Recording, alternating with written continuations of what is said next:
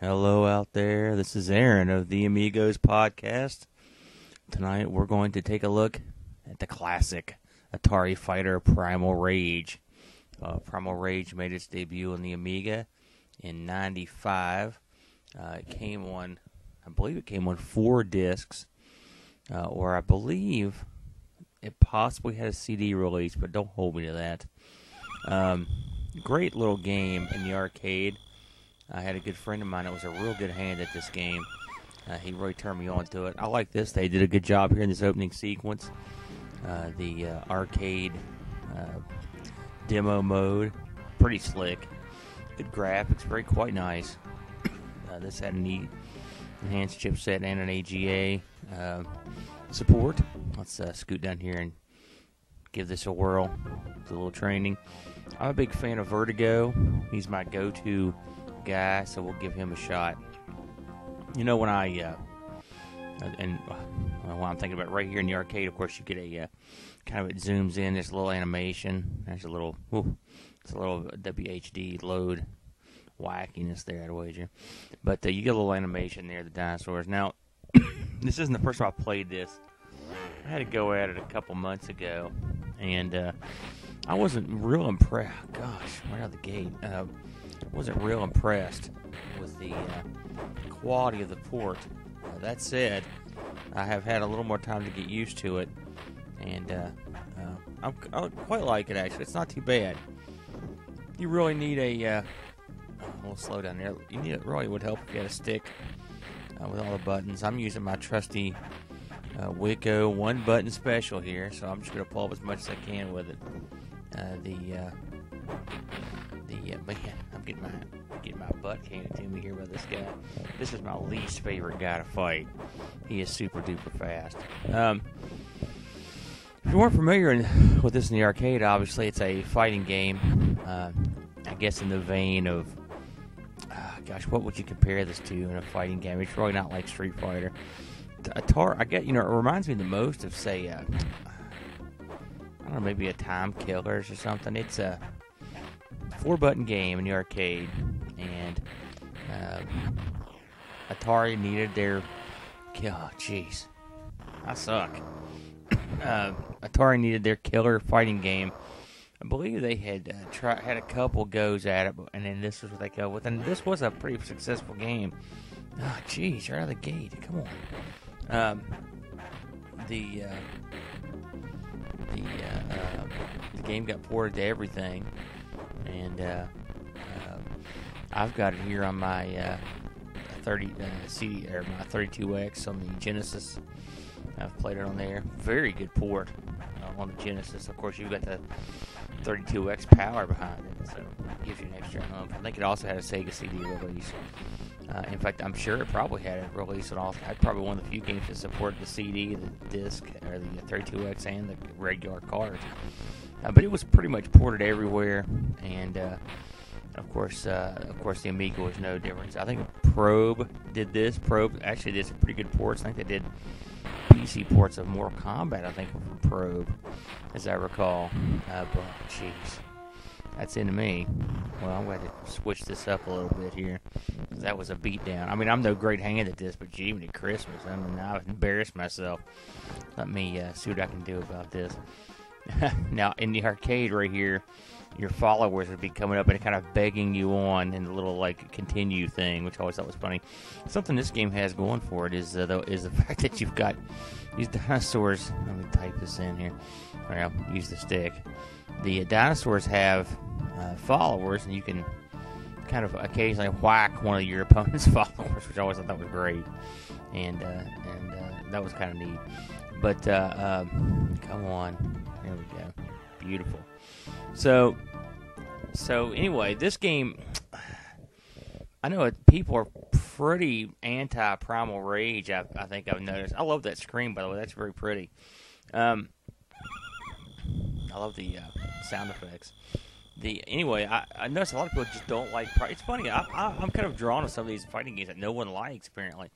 Everyone hates Primal Rage, and I've always kind of enjoyed it. Everyone hates Time Killers, which I thought was a wacky game, and I enjoyed it. I like the concept of cutting limbs and heads off. I always thought that was funny. Check this out here. I guess this is as good as we can do. And I always liked Eternal Champions. We've talked about that on the show. And let's see here.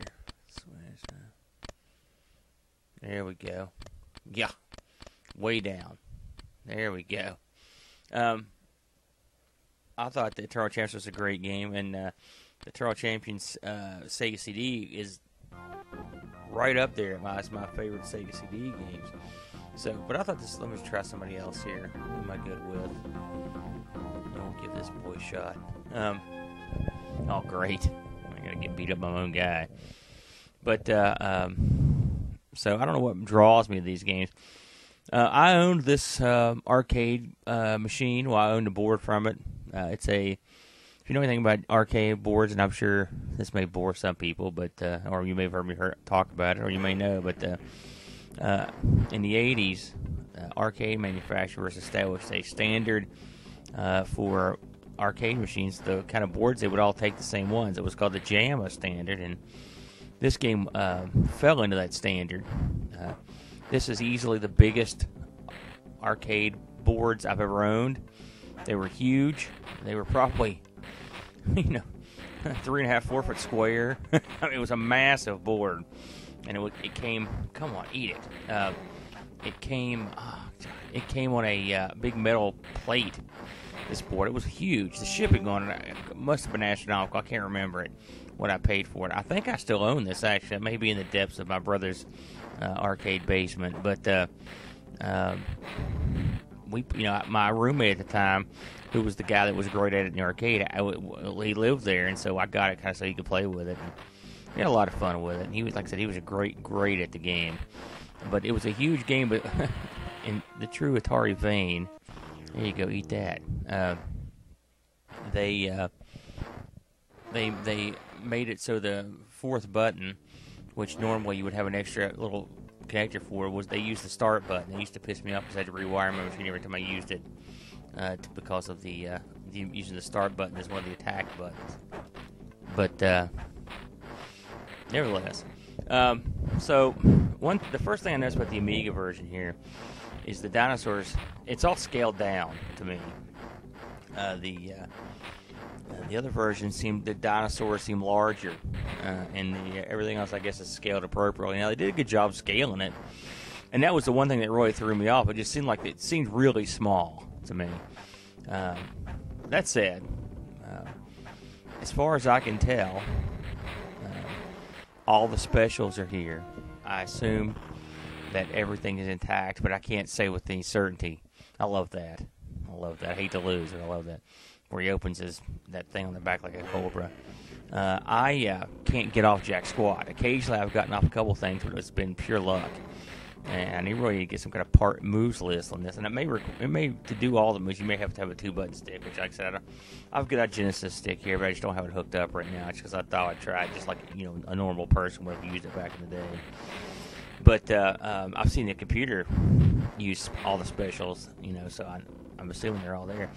And really, it's funny, the Amiga, here's a machine that, that came out in 85, and here it is 10 years later, and it's still putting up a good fight.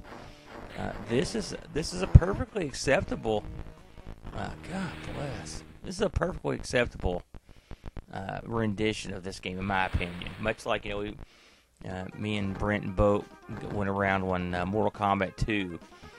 I wouldn't put this in that category, but it's close. I mean, I would never have thought the Amiga could have pulled them off, to be honest. Oh boy, I'm going to try. I was hoping I wouldn't have to fight him again. I'm going to give this guy a shot, because I hate fighting him, and he's kind of fun to play. The monkeys are wacky, and I don't usually like the Frost monkey. But I thought the Amiga, it's colorful, it's beautiful. Now, this is playing on my Amiga 1200, straight in the capture board here, and it just looks nice. You could tell that they took advantage of the extra palette. The color palette was available, and everything runs smoothly. And if you consider what this is running on, it really does impress me, I'll have to say. The sound is nice. You know, as far as Atari arcade ports go, we just recorded a show last week about arcade ports, and which is really what reminded me to give this another shot. And as far as Atari arcade ports go, well, hell, this is I think this is one of the best ones. I mean, all things considered, they really came forward and did a good job. Now, I don't know if this was available on the ST. It may have been, but the truth be told, I don't know if the ST version would have looked as nice, to be completely honest with you. I've played this also on my 3DO, and the 3DO has a pretty decent version, you know. So like I said, I would rate the 3DO version higher, you know. I mean, this is above Game Gear, which I've got that too. Wow, do I own a lot of this game now that I think about it.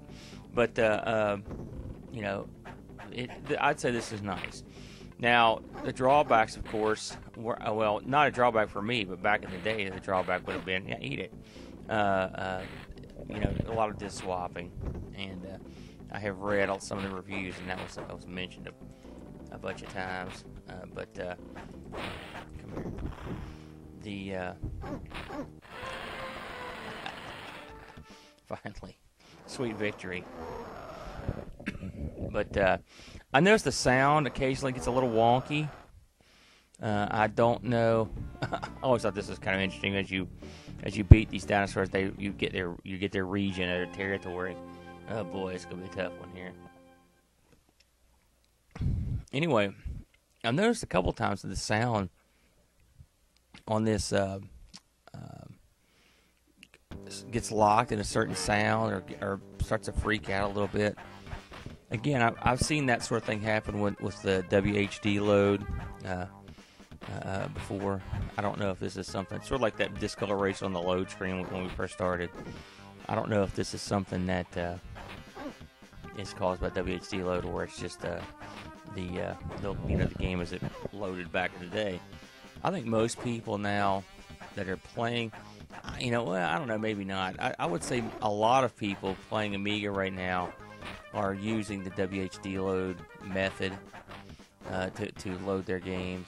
So it's something you have to. I've thought about, hey, maybe I should put all this stuff on disk, but it's sort of a hassle, and plus the less wear on my disk drive, the better. On top of everything else, I think most people are probably using WHD loads. That's how I like to do them, and probably I will usually use the WHD load on a rare occasion. Yeah, eat that. On a rare occasion, I will move the discs, but usually it's just a whim. I'm having a better run here with the monkey. The monkey is a little quicker and does a lot of the aerial stuff. Man, he's blocking everything here on me. Of course, I've got it on brain dead, so there you go.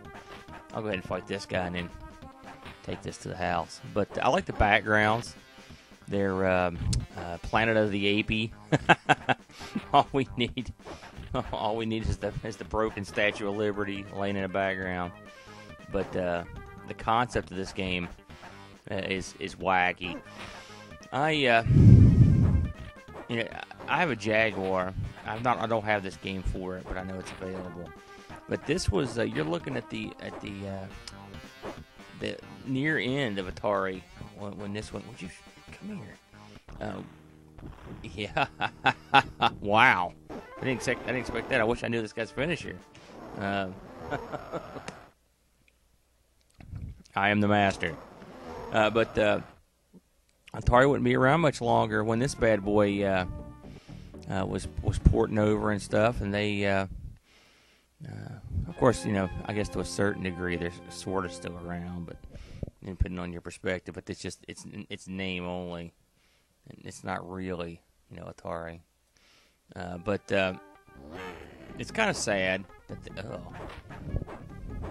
can hear that kind of wackiness. It's kind of sad that they went out like that. I've got this Jag, like I said. The Jaguar is in some ways it reminds me of the CD32 in that it's a machine that has untapped potential. It sort of has a bad rap for being a kind of a lame machine, and I will admit that the game library for it is meager minuscule and pathetic on the good stuff. I mean, once you get past Tempest 2000, Alien, a few others, it's slim pickings. Although it's funny, they do get a lot of Amiga ports on there. You've got your Zool, which I've got Zool. I guess it's Zool 1 or 2. I can't remember which one. And you've got a few others, and this, of course. But I wouldn't really consider this an Amiga port. But it was a sad end to Atari, and a place that provided so many good games. And like I said, I number this among them. I mean, this is not Gauntlet or one of the huge games. Gosh, yeah. I hope you guys are not being deafened by the sound of this horrible background noise that I'm hearing. But again, who knows what. But overall, getting back to the Amiga port of this, the controls feel solid. Again, I've got one button, but you can sort of get away with it in this game. I mean, I will say they did a good job of bringing it home on the Amiga. Something else like this game we haven't talked about is the little stun lines near the brain. Of course, when you beat a dinosaur down to where you have no yellow left, and then they'll be stunned, and the little brain sort of short circuits, and you can sort of beat the snot out of them. So I always thought that was kind of cool. I looked this up before we got underway to see how this thing reviewed, and stupid thing. It reviewed well. It got mid 80s, something like that. So I consider it a pretty good score. Now, God, we're out of time here on this sucker. Come here. Oh, jeez. That's the worst. That's the worst loss. All right, we'll give this. Come here, punk. There we go. Hold on a second, folks. Let me try to concentrate. It got good reviews, but again, this is late, terribly late in the Amigas. And it was a late stage of the game for the Amiga. There you go. And I don't know if they were maybe desperate for anything at that point, or just. But I think somewhere in the mid '80s is a fair assessment of this game. I think this game's sort of underappreciated. And when I found out the Amiga even had a port, I was legitimately baffled. I remember thinking, "You gotta be kidding me!" It's hard to believe that. Here we are in 2016, and you play these games, and it's funny. I consider Primal Rage sort of a new game, and in actuality, it came out in '95 itself. So this is a 21-year-old game on a 30 plus year old system. So it's it's a strange thing to ponder as I sit here at 1 in the morning on the East Coast on a Sunday morning, knocking this out. But I'm having a good time with it. I've been playing it a lot. I'm going to blow it again here if I don't land a blow. Come on. I'm trying to do something. Oh, look at this. I've never seen this before. I never knew you could do this. I'm literally stunned. Do something. Come here. I don't know how this works. I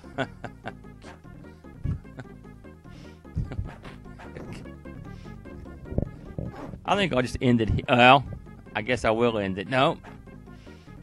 I hope y'all enjoyed this little look at it. I am going to take this to the house. Typical. What a way to go out. My heart is broken.